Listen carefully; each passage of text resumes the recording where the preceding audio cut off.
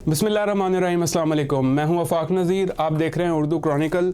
नाजरीन, इलेक्शन 2024 ना सिर्फ इस टाइम पाकिस्तान में इसके ऊपर डिबेट जारी है, बल्कि आलमी जो न्यूज़ एजेंसीज़ हैं उन्होंने भी इसे जो है वो अपनी ख़बरों की जीनत बनाया हुआ है। होना तो ये चाहिए था कि 57 अरब रुपए लगाने के बाद इस मुल्क में पॉलिटिकल स्टेबिलिटी आती, लेकिन ये बड़ा अनफॉर्चुनेट है कि इतने पैसे लगाने के बाद भी जो है वो हम इस चीज़ से महरूम होने जा रहे हैं। उसकी वजह यह है कि जिस जमात को अवाम ने मैंडेट दिया वो जो है वो गवर्नमेंट नहीं बना सकेगी, और वो लोग गवर्नमेंट बनाएंगे जिनके पास अवामी मैंडेट भी नहीं है। जब मुल्क में पॉलिटिकल स्टेबिलिटी आती है तो बस ऑटोमेटिकली जो है वो इकोनॉमिक स्टेबिलिटी भी आती है, और जब माशी इस्तेकाम आता है तो फिर आम आदमी की ज़िंदगी बेहतर होती है, और जब आम आदमी की ज़िंदगी बेहतर होती है तो फिर मुल्क के हालात भी अच्छे होते हैं। इस टाइम मैं जो है वो तमाम सियासी जमातों की जो स्टैंडिंग्स है वो पहले आपके आगे रख देता हूँ। नेशनल असम्बली की बात करें तो पाकिस्तान तहरीक इंसाफ के जो हिमायत याफ्ता उम्मीदवार हैं वो अभी भी 93 नशिस्तों के साथ सैर फहरिस्त हैं।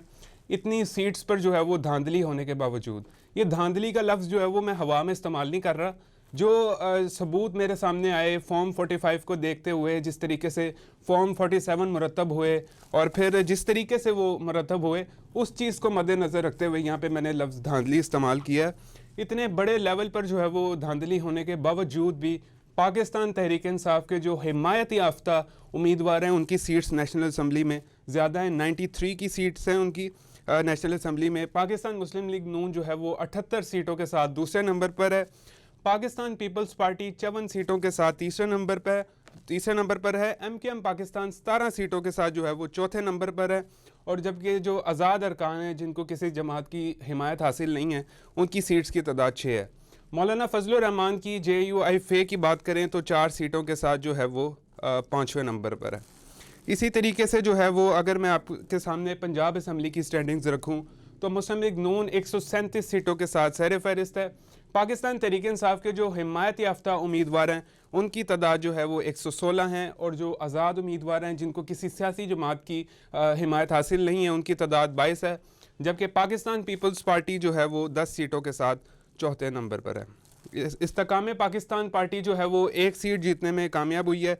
इसी तरीके से अगर मैं सिंध असम्बली की स्टैंडिंग्स की बात करूं तो पाकिस्तान पीपल्स पार्टी हमेशा की तरह सिंध में जो है वो सैर फहरिस्त है 84 सीटों के साथ। फिर MKM पाकिस्तान 28 सीटों के साथ दूसरे नंबर पर है, और फिर पाकिस्तान तहरीक इंसाफ के जो हिमायत याफ्ता इंडिपेंडेंट्स हैं उनकी तादाद सिंध असम्बली में जो है वो 11 हैं, और आज़ाद उम्मीदवार जिनको किसी सियासी जमात की हिमायत हासिल नहीं है उनकी सीट्स 2 हैं। जमात इस्लामी की सीट्स की बात करें तो 2 सीट्स हैं, GDA की भी जो है वो 2 सीट्स हैं। इसी तरीके से अगर खैबर पख्तूनख्वा असम्बली की बात करूं तो वहां से PTI ने क्लीन स्वीप किया है। पाकिस्तान तहरीक इंसाफ के जो आज़ाद उम्मीदवार हैं वो 83 सीटों के साथ सैर फहरिस्त हैं, और कोई जमात इवन वहाँ पे डबल फिगर में भी दाखिल नहीं हुई, यानी कि 10 सीटें भी जीतने में वो कामयाब नहीं हुए। आज़ाद उम्मीदवार जिनको किसी सियासी जमात की हिमायत हासिल नहीं है वो 9 सीटों के साथ दूसरे नंबर पर हैं। इसी तरह जमीयत उलमा इस्लाम यानी कि फजलुर रहमान की जो जमात है वो 7 सीटों के साथ जो है वो तीसरे नंबर पर है। पाकिस्तान मुस्लिम लीग नून जो है वो 5 सीटों के साथ चौथे नंबर पर है। पाकिस्तान पीपल्स पार्टी जो है वो 5वें नंबर पर है 4 सीटों के साथ। इसी तरीके से जो है वो ये स्टैंडिंग्स है अभी तक की ये 3-4 असम्बलीज़ की। तो होना तो ये चाहिए था कि जिस जमात को अवाम ने मैंडेट दिया है वो गवर्नमेंट बनाती, लेकिन ये बड़ा अनफॉर्चुनेट है जिसको जो है वो अवाम ने मैंडेट दिया है वो जो है वो गवर्नमेंट नहीं बनाने जा रही। हालांकि नवाज़ शरीफ साहब से जो अगर नवाज़ शरीफ साहब का जितना पॉलिटिकल एक्सपीरियंस है पाकिस्तान की सियासत में, 3 दफ़ा जो है वो वज़ीर आज़म मुंतखब हो चुके हैं, तो उनको होना तो ये चाहिए था कि वो बड़ेपन का मुजाहरा करते, एक लीडर होने का सबूत देते, इन नताइज को तस्लीम करते और खान साहब को कहते कि आप गवर्नमेंट बनाएं, और 5 साल उनको जो है वो गवर्नमेंट करने देते, और 5 साल जो है वो टका कर वो अपोजिशन लीडर का रोल अदा करते असम्बली में, और खान साहब को फिर जो उनकी परफॉर्मेंस होती है 5 साल की, फिर उसके ऊपर जो है वो अवाम के पास जाते, अगर वो कहीं पे कमी छोड़ते तो उस चीज़ को लेकर अवाम में जाते, इंटरव्यूज़ में जो है वो शिरकत करते, अवाम के दिलों में जो शुकूक व शुबहात हैं उनको जो है वो लेकर क्लियर करते। इंटरव्यूज़ में जब जाते ऑब्वियसली वही क्वेश्चंस इंटरव्यूज़ में पूछे जाते हैं आमतौर पर जो अवाम के दिलों में सवाल होते हैं, तो ये चीज़ें जब वो क्लियर करते तो जो उनकी अवामी साख है वो बहाल हो सकती थी और अवामी मैंडेट लेकर आइंदा इलेक्शन में जो है वो वज़ीर-ए-आज़म पाकिस्तान बन सकते थे।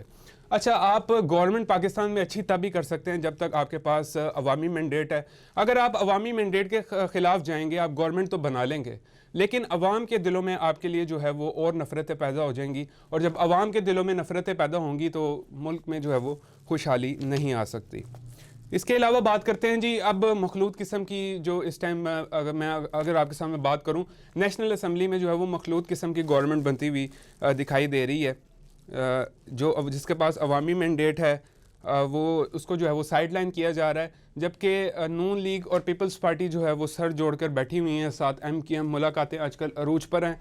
और अगर मखलूत किस्म की गवर्नमेंट बनती है, जो कि बनेगी, तो वज़ीर-ए-आज़म पाकिस्तान के लिए जो है वो शहबाज शरीफ साहब उम्मीदवार होंगे।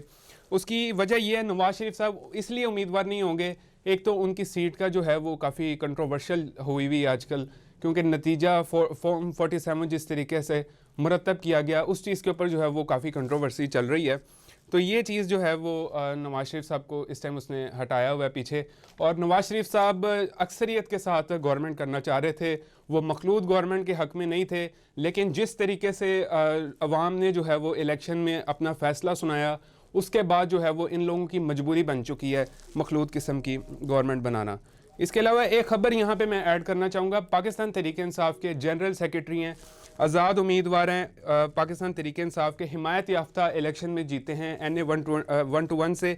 उनके जनरल सेक्रेटरी वसीम कादिर साहब जो है वो पाकिस्तान मुस्लिम लीग नून में शामिल हो गए हैं। यहाँ पे मैं आज़ाद उम्मीदवारों को मैसेज देना चाहूँगा कि लोगों की बड़ी तादाद ने नहीं देखा वोट देते हुए, जो हिमायत याफ्ता उम्मीदवार थे पाकिस्तान तहरीक इंसाफ के, नहीं देखा कि कौन सा उम्मीदवार है, नहीं देखा कि इनका क्या इंतखाबी निशान है। लोगों ने इमरान खान को जो विजन है वो दिमाग में रख के, उनकी तस्वीर दिमाग में रख के जो है वो बड़ी तादाद में इमरान खान साहब को वोट दिया है। ना सिर्फ ये मैं कह रहा हूँ, बल्कि जो आलमी न्यूज़ एजेंसीज़ हैं वो भी इस बात का इकरार कर रही हैं। और जिस तरीके से हमारे मुल्क में सिचुएशन बनी हुई थी इलेक्शन से पहले, बस यही कहा जा रहा था कि इलेक्शन करवाने की क्या ज़रूरत है, नवाज शरीफ साहब को लाकर ऐसे ही बिठा दें, लेकिन उसके बावजूद लोगों को पता था कि हमने वोट जिसको डालना है उसका नहीं निकलेगा, किसी और का वोट निकलेगा। उसके बावजूद लोगों की बड़ी तादाद ने जो है वो पाकिस्तान तहरीक इंसाफ को आकर वोट दिया, खासकर ओवरसीज़ पाकिस्तानियों की जो है वो बड़ी तादाद ने जो है वो वोट दिया। इसके अलावा वज़ीर आला पंजाब जो है वो उसके लिए मरीम नवाज़ साहिबा जो है वो काफ़ी स्ट्रॉन्ग उम्मीदवार हैं, चूँकि मुस्लिम लीग नून जो है वो पंजाब में मेजॉरिटी हासिल करने में कामयाब हुई है, अब वो जैसे भी हुई है। इसके अलावा वज़ीर-ए-आज़म पाकिस्तान के लिए जो है वो शहबाज शरीफ जो है वो मजबूत उम्मीदवार है। तो नाज़रीन, इसी के साथ ये था हमारा आज का व्लॉग। एक नई वीडियो में आपसे फिर मुलाकात होगी, तब तक के लिए अल्लाह हाफ़िज़।